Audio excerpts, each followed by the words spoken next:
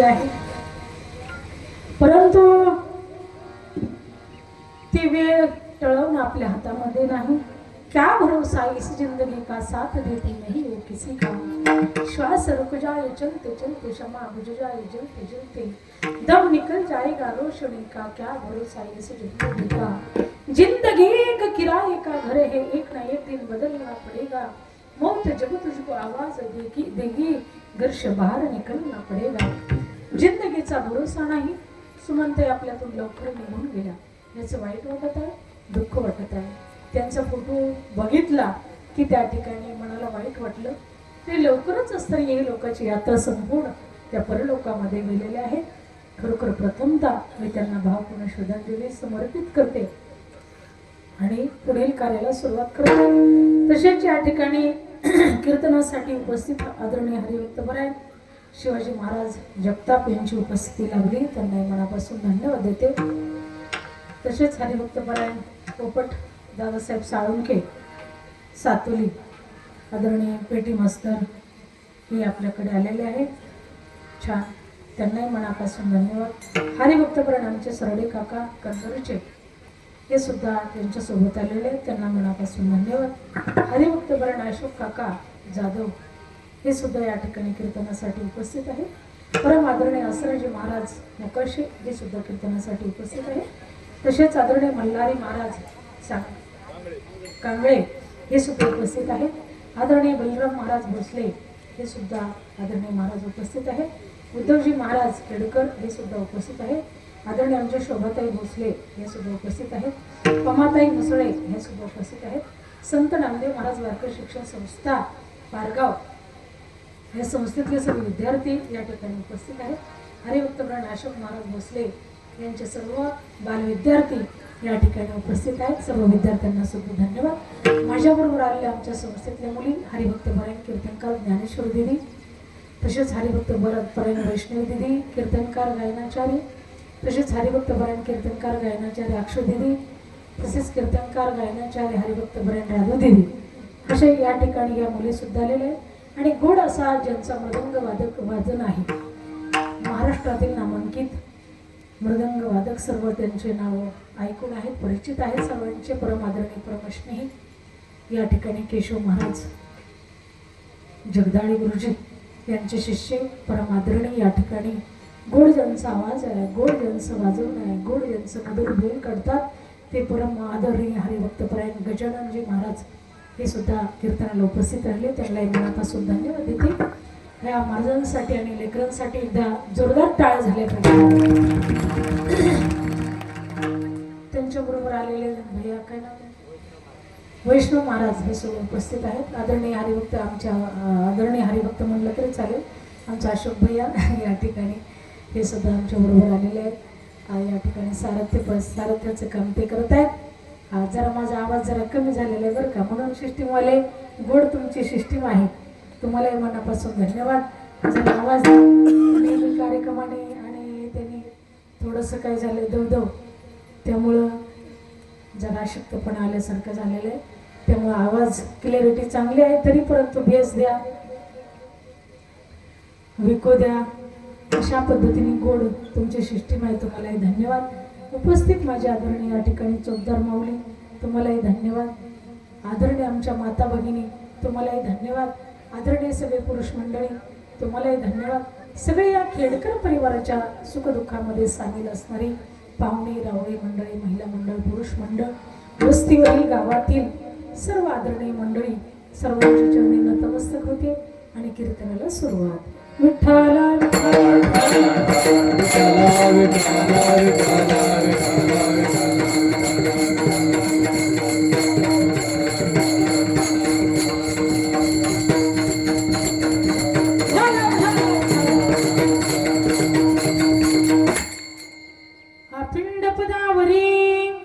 पिंडपदावरी दिला फुले करी माझे झाले गया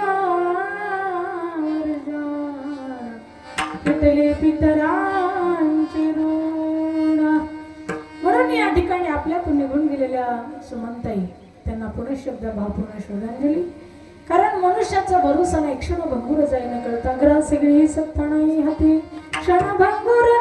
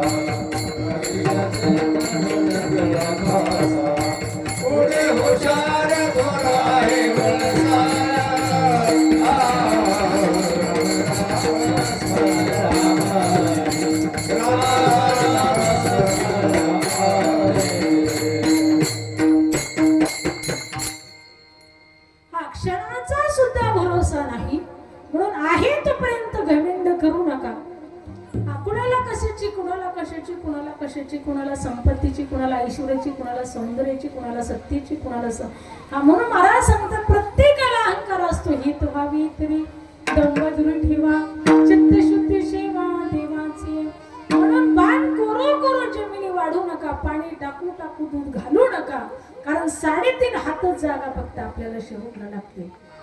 हा आहे तोपर्यंत प्रेमाने राहा.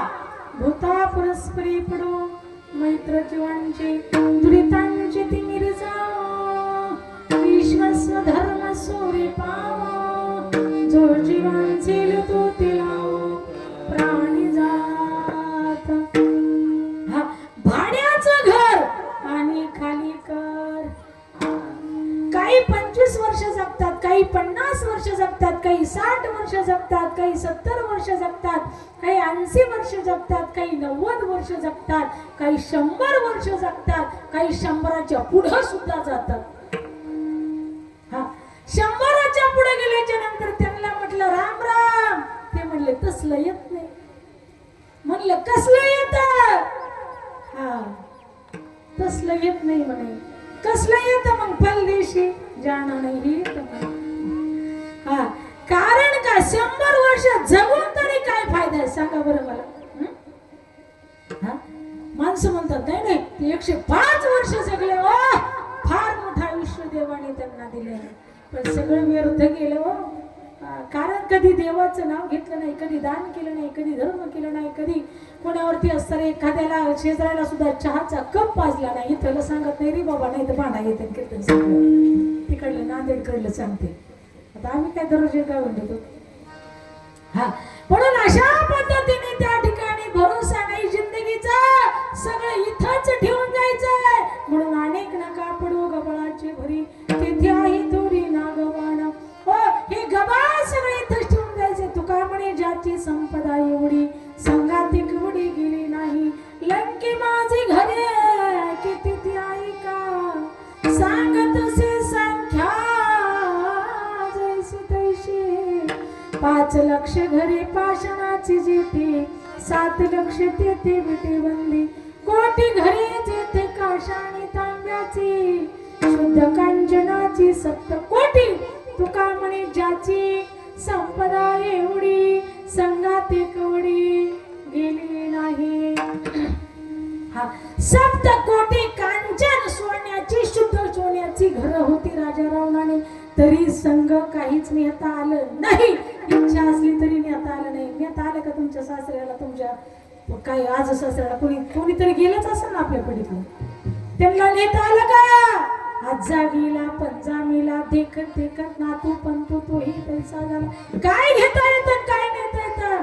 काहीच नाही. ब्रह्मगिरी उडीना निघे, समुद्री किरणारे घे, दिसे माझी वावगे मृगांग जैसा. जसा मृगाच्या ब्रह्मगिरीहून निघत नाही, समुद्राला जाऊन मिळत नाही, मध्यंतरी भासतो, तसा प्रपंच तुम्हाला त्या ठिकाणी जन्माला आला तेव्हा कळत नाही, मधीच भासतो आणि मरतानाही विस्मरण होतं.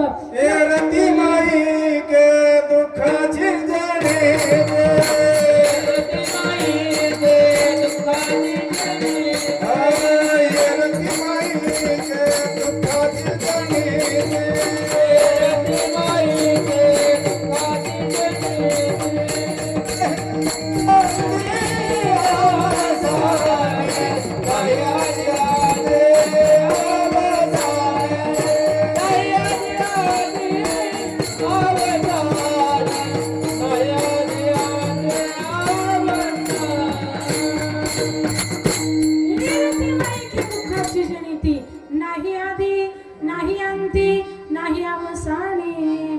आधी आठवत नाही आणि आधी म्हणजे कळतच नाही. उपजल्या बालकासी नाव नाही तयापासी, ठेविले नावेसी ओदे तवटी. जन्माला आलेल्या बालकाला काही कळतं का? तुझी आई कोणची, तुझा बाप कोणचा, तुझा चुलता कोणचा, तुझी काकी कोणची, तुझी मावशी कोणची, काही कळतं का? नाही. जे तुम्ही नाव ठेवाल त्या नावाने असताना आपण पुढे चालून हाक मारली म्हणजे ते देहासी तादात न जोडलं जातं. त्याचं मलाच राम म्हणतात. म्हणून त्याच्या बायकोने 1000 माणसातून हाक मारली ना, ओ रामदेव पाटील इकडे या, ते लगेच उठ म्हणलं की उठत आणि बस म्हणलं की बसत आणि डबल दिली की सुटत. कारण त्याला माहिती आहे मलाच राम म्हणतात. पूर्वीच होत ते हे ही, आता तसं नाही. आता डायरेक्ट नावाने हाक मारावं लागतं तेव्हा जमतंय. विठाला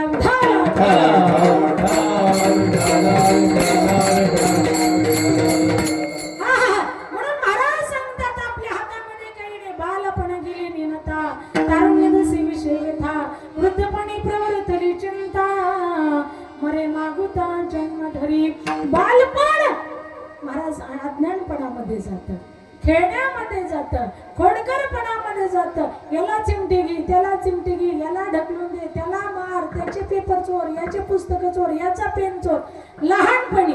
आणि महाराज मोठं झाल्याच्या नंतर विषय व्यथा, विषय उडी बोलले जीवन, आता याचे कोण करील किंवा उपज नारायणी भाव पावणे ठावा नरदेहा, कोण चुक धरिले संसार, कोण चुक धरिले संसार. महाराज सांगतात त्या ठिकाणी खरखर तारुण्य अवस्था विषय व्यथामध्ये जाते. आणि वृद्धपणी प्रवर्तले चिंता, मरे मागता जन्म धरी. म्हातारपणी काही नाही, ऐकू येत नाही, दात पडलेले, चावत नाही, आणि तोंडात काही नसलं तरी मटा मटा मटा मटा मटा मटा मटा मटा मटा तोंड वाजत. पडवीला बसलेला असतं. जोरी चढना ग तोरी म्हणती माझा माझा, माणी ती लहान थोर, देह सुखाची काजा, इंद्रिय मावळाले, आला पागुला, कैसा विपरीत झाला, तुझी देह हे डोला. महाराज सांगतात जोपर्यंत तुमच्या हातापायामध्ये ताकद आहे, शरीरामध्ये ताकद आहे, शरीर संपत्ती जोरात आहे, तोपर्यंत तुम्हाला घरातले भेटतात, दारातले भेटतात, तालुक्यातले भेटतात, जिल्ह्यातले भेटतात. एवढा दरारा असतो. पण तेच म्हातारा झालं की सुनबाई म्हणते पापिया रडू नको बर का, नाहीतर त्या बागुल बाकडच देईल. एकेकाळी सुनबाई मामांचे आले म्हटलं की थर काटायचं तिच्या अंगावरती, भुरका घेऊनच पाण्याचा ग्लास घेऊन यायची. पण आता म्हणती पप्या त्या बागुल वाकड दे. तो म्हणतो मम्मी तू म्हणते ना अभ्यास करतो, तू म्हणते ना जेवण करतो, पण मला बागुल वाकड देऊ नको. महाराज सांगता चोरी म्हणते माणी ती लहान थोर, इंद्रिय मावळाले, कैसा विपरीत झाला, विपरीत अवस्था झाली रे, विपरीत अवस्था झाली. म्हणून वेळी सावध व्हा रे माझ्या विश्वजात